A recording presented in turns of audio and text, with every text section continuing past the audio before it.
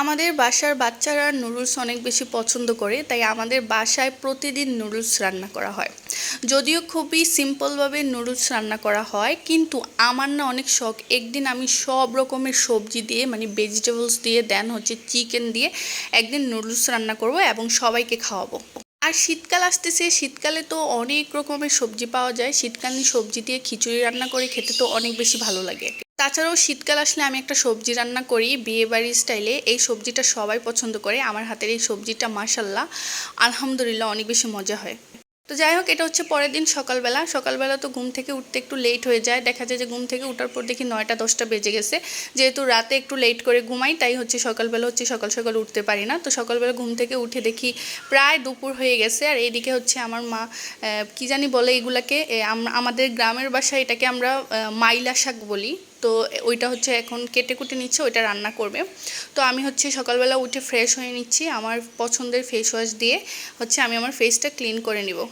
তারপর হচ্ছে চলে গেলাম কিচেনে, গিয়ে হচ্ছে আমি 2টা রুটি হচ্ছে ছেঁকে নিলাম। যদিও আমার সকালবেলা রুটি খেতে একদমই ভালো লাগে না, কিন্তু ওই দিন আর কোনো অপশন ছিল না, ভাতও ছিল না যে ভাত গরম করে খাবো।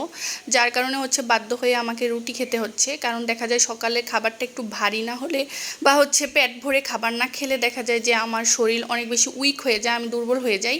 তো এই জন্য হচ্ছে সকালের খাবারটা একটু পেট ভরে খাওয়ার ট্রাই করি। তো ওই দিন আবার হচ্ছে মাংসের কিছু ঝুল ছিল, তারপরে হচ্ছে হাড্ডি ছিল। যেহেতু আগের দিনে মুরগি রান্না করা হয়েছিল, ওইটার ঝুল দিয়ে খেয়ে নিয়েছি। যে কারণ গরুর মাংসের ঝুল আর মুরগির ঝুল হলে হচ্ছে আমি রুটি খেতে পারি, না হলে রুটি আমি একদমই খেতে পারি না।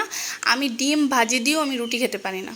তারপর হচ্ছে আমি আমার মাথায় বা চুলে হচ্ছে একটু অয়েল ম্যাসেজ করে নিলাম। আর এই যে দেখুন কি পরিমাণ চুল, যেটা হচ্ছে সবসময় আমার মাথা থেকে পড়ে। টিনেজ বয়স থেকেই হচ্ছে আমি প্রচুর পরিমাণে হেয়ার ফলে ভুগতেছি, এবং আমার মাথার চুল একদমই পাতলা। যে আমার মাথার চুল দেখে সেই হাসে যে মাথায় তো তোমার চুলে নাই, কিভাবে থাকবে? টিনেজ বয়স থেকে যদি এইভাবে হেয়ার ফল হতে থাকে তাহলে কিভাবে মাথায় চুল থাকবে? যদিও আমি অনেক ট্রিটমেন্ট করেছি, ডাক্তার দেখিয়েছি, যতদিন আমি হচ্ছে ওষুধ ইউজ করেছি ততদিনই হচ্ছে আমি মানে হেয়ারফল থেকে বেঁচে থাকতে পেরেছি। তারপর হচ্ছে ওষুধের কোর্স শেষ হয়ে গেলেই হচ্ছে আবার হেয়ারফল শুরু হয়ে যায়।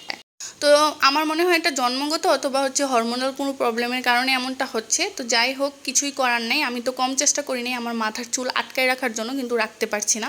তো এখানে হচ্ছে দুপুরবেলা রান্না বান্না করা হচ্ছে। তো এটা হচ্ছে টক রান্না করা হয়েছিল। তারপর এখানে হচ্ছে সজনে পাতা হচ্ছে তেলে রেখেছে, এটা দিয়ে হচ্ছে একটা ভর্তা বানানো হবে, সাথে মাছ দেওয়া হবে।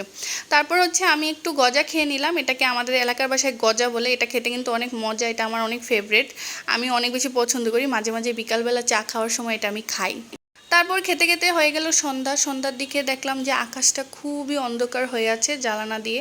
তো আপনাদের সাথে শেয়ার করে দিলাম। তো আজকে ভিডিওটা এই পর্যন্ত। ভিডিওটি ভালো লাগলে কিন্তু অবশ্যই লাইক কমেন্ট অ্যান্ড শেয়ার করে দিবেন, এবং অবশ্যই কিন্তু আমাকে সাপোর্ট করবেন। সবাই ভালো থাকবেন। টাটা, বাই বাই, আল্লাহ হাফিজ।